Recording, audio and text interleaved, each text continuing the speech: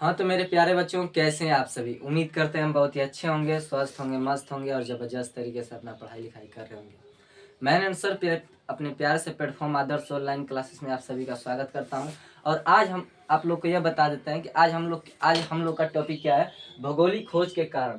कहने का मतलब आगे हम लोग भौगोलिक खोज, जो हम लोग इतिहास पढ़ रहे हैं, इतिहास क्लास 9th का इतिहास है। भौगोलिक खोज के कारण को जानने से पहले देखिए, हम लोग भौगोलिक खोज पढ़ेंगे आगे, लेकिन आगे हम लोग भौगोलिक खोज के कारण जान लेते हैं। मतलब क्यों भौगोलिक खोज करना पड़ा, क्यों हम लोग को जमीनें देश को खोजना पड़ा, क्यों हम लोग को मतलब व्यापारिक संबंध बढ़ाना पड़ा। क्योंकि देखिए, जो पेट है ना सब कुछ करा देता है। क्योंकि जो पेट है सब कुछ करा देता है, जो मजबूरी में सब कुछ करना पड़ता है। क्योंकि देखिए, भौगोलिक खोज जो भी काम आज तक ले जो भी व्यक्ति कर रहा है, अपने पेट के लिए कर रहा है, खाने के लिए कर रहा है, और यही पेट जो मन तो करा देता है। कोई देखिए, अब यहाँ पे क्या इतिहास इतिहास आते हैं हम लोग अपने टॉपिक पे। इतिहास का जो टॉपिक है भौगोलिक खोज के कारण, इसमें कई सारे टॉपिक हैं। देखिए 11 टॉपिक है, 11 टॉपिक है। उसमें आप लोग का पहला टॉपिक है कौतूहल की भावना। सर, कौतूहल की भावना जो हेडिंग है उसका अर्थ क्या है। कहने मतलब कौतूहल की भावना। देखिए, कौतूहल का भावना का अर्थ ये होता है कि अपने देश और अपने उत्साह, अपने अंदर जुनून और पैदा करना, क्या कहता है कि कौतूहल की भावना। देखिए, कौतूहल का मतलब कोई भी व्यक्ति कौतूहल की भावना से प्रेरित होकर क्या किए, अब देश को खोज करने के लिए निकल पड़े। देश की खोज करने के लिए कौतूहल की भावना। सर, कौतूहल की भावना क्या होता है। कौतूहल की भावना का मतलब होता है कि देखिए, जो अपने अंदर जो भी अच्छा है, अपने अपने उत्साह और प्रेरणा से, अगर जब अपने अंदर से कोई भी व्यक्ति कोई मान लीजिए कोई शख्स हो गया, कोई शख्स अपने देश घर का विकास करना चाहता है, तो आगे अपने आप से बात करेगा, अपने समाज से बात करेगा, फिर अपने समाज में भी क्या दूसरों से बात करेगा। मतलब कैसे किसका व्यवहार है और कैसे कितना मेरा हैसियत है, कैसे क्या, उससे अंदर अपने अंदर एक प्रेरणा, कौतूहल जगता है कि व्यक्ति को मजबूत बनाता है कि नहीं, हमें ये काम करना चाहिए। तो कौतूहल की भावना आप समझ गए होंगे, उम्मीद करते होंगे। मानसून की जानकारी, दूसरा का आप लोग का हेडिंग क्या है, मानसून की जानकारी। तो मानसून की जानकारी से मतलब क्या होता है, मौसम की जानकारी। मौसम की जानकारी प्राप्त करने से क्या होगा कि भौगोलिक खोज को करने में आसानी होगी। क्या है, आप तो कहने का मतलब हमारा ये भारत है, क्या है, ये भारत है, मान लीजिए ये क्या है, भारत है, क्या है, भारत है। भारत में क्या ज्यादातर गर्मी पड़ता है, इधर वाले इलाका में ठंडा, और बीच में क्या है, अलग अलग मौसम है। यानी कि जो हम लोग का भारत है विषुवत रेखा के करीब है। तो यहाँ के जो देखेंगे तो व्यक्ति क्या है, हल्का काले काले टाइप के होंगे, और मतलब उन लोग का शरीर जो होगा हट्टा कट्टा होगा, लेकिन बहुत ही गर्मी बर्दाश्त करने वाले व्यक्ति रहेंगे। उसी तरह अब वर्ल्ड मैप में देखेंगे, यूरोप महादेश, वहां पे ठंडा बहुत पड़ता है। ठंडा ठंडा क्या होता है, बर्फ क्या होता है, बर्फीला इलाका है, ठीक है, बर्फीला इलाका है, वहां पे पड़ता है। तो कहने का मतलब यहाँ पे जो मानसून की जानकारी, हम लोग को भौगोलिक खोज करने के लिए क्या करना पड़ेगा, मौसम की भी जानकारी वहां की प्राप्त करनी पड़ेगी, कि हम अपना सुविधा लेकर कहीं भी जा सकते हैं। कि मान लीजिए हम लोग को जाना है भाई यूरोप, तो यूरोप ऐसे ही चले जाएंगे, स्वेटर विटर नहीं लेंगे। मान लीजिए कि स्वेटर विटर लेना पड़ेगा, क्योंकि वहां पे क्या होता है कि ठंडे के मौसम बहुत होते हैं। अब भारत में आने के लिए जब आप केरल के इलाके में जाएंगे, तो वहां पे इसी तरह टी शर्ट पे काम निकल जाएगा, क्योंकि वहां पे अधिक तापमान और गर्मी का मौसम रहता है। अब हम लोग जान लेते हैं नवीन वैज्ञानिक आविष्कारों का योगदान।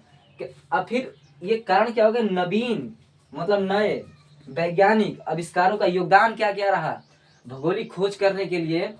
ये कारण भी इम्पोर्टेंट है, क्योंकि यहाँ पे देखिए भौगोलिक खोज को करने के लिए नवीन मतलब नए, नवीन का मतलब क्या होता है, नए नए वैज्ञानिक आविष्कारों का योगदान। जैसे मान लीजिए उस समय क्या था कि दूरबीन का भी आविष्कार नहीं हुआ था, तो क्या गैलीलियो ने दूरबीन का आविष्कार किया, और तो और बंदूकों का भी खोज किया गया, और कई सारे मतलब ऐसे योगदान थे कि मतलब किया गया। जैसे मान लीजिए क्या कि जो गैलीलियो साहब थे, गैलीलियो साहब दूरबीन का आविष्कार किया। इसने तो दूरबीन क्या करता है कि आगे का जो फोकस होता है, मान लीजिए दूरबीन क्या होता है कि दूर दूर के वस्तु को क्या दिखाता है, पास दिखाता है, कि हम किसी भी वस्तु को दूर से मतलब देख सकते हैं। ठीक है, तो ये आप लोग नवीन वैज्ञानिक आविष्कारों का योगदान याद रखिएगा। इसका टॉपिक जब हम अच्छे से लिखवाएंगे ना तो आप लोग को पूरा क्लियर हो जाएगा। जहाज रानी में विकास, कहने का मतलब जब यूरोप वासियों ने खोज करने के लिए निकलेंगे तो जहाज का भी विकास करना पड़ेगा, क्योंकि भैया उतना दूर से पहले क्या था, पहले हेलीकॉप्टर तो नहीं था, हेलीकॉप्टर नहीं था, वायुयान नहीं था। तो कहने का मतलब पहले जो व्यक्ति आते थे समुद्र के मार्ग से आते थे। क्या? समुद्री मार्ग, समुद्री मार्ग के रास्ते से आते थे। कोई दिक्कत? देखिए समुद्री मार्ग के रास्ते से आते थे तो क्या करते थे कि उन लोग को समुद्री मार्ग से आने के लिए तो भाई पैदल तो नहीं आ जाएंगे, स्थल लाइन है, वो क्या है, जल है, उसमें डूब जाएंगे। तो उसके लिए क्या हम लोग का क्या ये भी कारण पड़ा कि जहाजों का भी विकास करना पड़ा। तो यूरोप वासियों ने, स्पेन के पुर्तगालियों ने, पुर्तगाल देश के जो व्यक्ति थे उन्होंने क्या किया कि एक हल्का और तेज चलने वाला कैरेबल जहाज बनाया। कौन सा जहाज बनाया? कैरेबल जहाज। वहां से ऑब्जेक्टिव पूछता है कि कैरेबल जहाज किसने बनाया? तो यूरोप वासियों ने। दूरबीन का खोज किसने किया? गैलीलियो ने। किसने बताया कि दुनिया गोल है? तो टॉलमी ने। तो ये सब सारे आप लोग को कॉन्सेप्ट बताना उस समय ऑब्जेक्टिव वहां से बनेगा तो आप लोग को बताना पड़ेगा। ठीक है, यहाँ तक कोई दिक्कत नहीं होनी चाहिए। अग्नेय शास्त्रों का ज्ञान, आपके क्या हो गया? अग्नेय शास्त्रों का ज्ञान। और फिर उसके बाद व्यक्तियों ने क्या किया कि भैया ये तो जहाज का तो विकास कर लिए, लेकिन हम लोग जा रहे हैं खोज करने के लिए, हम लोग खोज करने के लिए जा रहे हैं किसी भी देश का, तो हम हो सकता है कि बीच में कोई घटना घटे, हो सकता है ना कि कोई बीच में घटना घटे। तो यहाँ पे आप समझ सकते हैं कि क्या यहाँ पे अग्नि शस्त्रों का ज्ञान का मतलब तोप बंदूक अब बनाने भी लगे, क्योंकि भाई अग्नि शास्त्र मतलब अग्नि, जिसमें क्या गोली बारूद बम वम बनाने का भी काम किसने किया? यूरोप वासियों ने। यूरोप वासियों ने, यूरोप वासियों ने, यानी कि यूरोप महादेश, यूरोप महादेश, महादेश के व्यक्तियों ने क्या किए कि गोली बंदूक बनाकर भी रखने लगे, क्योंकि हमें आगे जो भी घटना घटेगा, हो सकता है डाकू साकू, हो सकता है पहले क्या था चोर चुड़ के बहुत थे, तो क्या उनसे बचने के लिए अपने अपने पास हथियार भी रखना जरूरी था, इसलिए उन लोगों ने हथियार बनाना भी शुरू कर दिया। ये भी कारण था।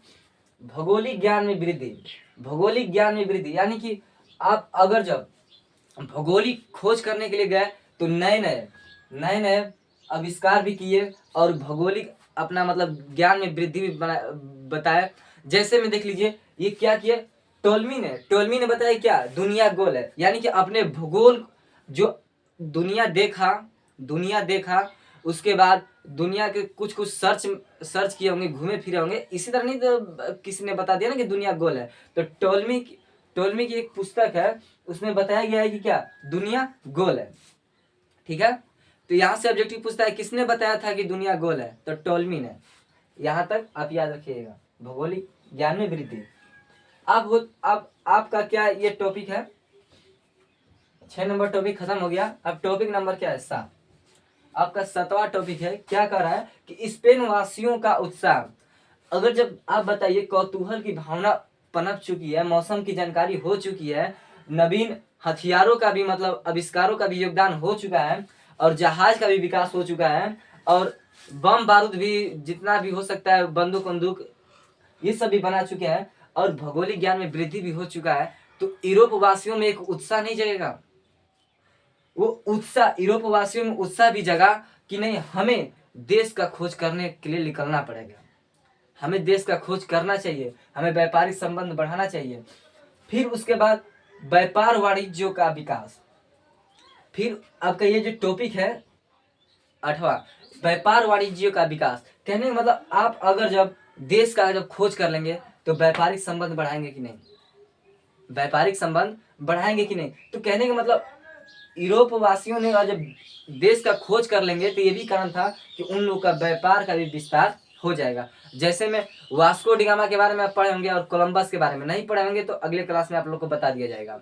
देखिए जो व्यापार वाणिज्य का विकास है तो यूरोप वासियों से वास्को डिगामा कहाँ आया था, भारत के केरल के कालीकट बंदरगाह पे आया था, जहाँ का राजा था क्या था, जमूरिन ने क्या किया कि इसे व्यापार करने का भी मौका दे दिया और यहाँ से ले गया मसाला। मान लीजिए इस 60% का लाभ कमाया था वो, 60 गुना का वो लाभ कमाया था यहाँ से जब गरम मसाला ले गया था। तो वहां पे समझिए कि यहाँ पे अगर जब वो 1 रुपया का एक कोई सामान खरीदता होगा तो वहां पे ले जाने के बाद 60 रुपया का बेचा, 60 रुपया का बेचा।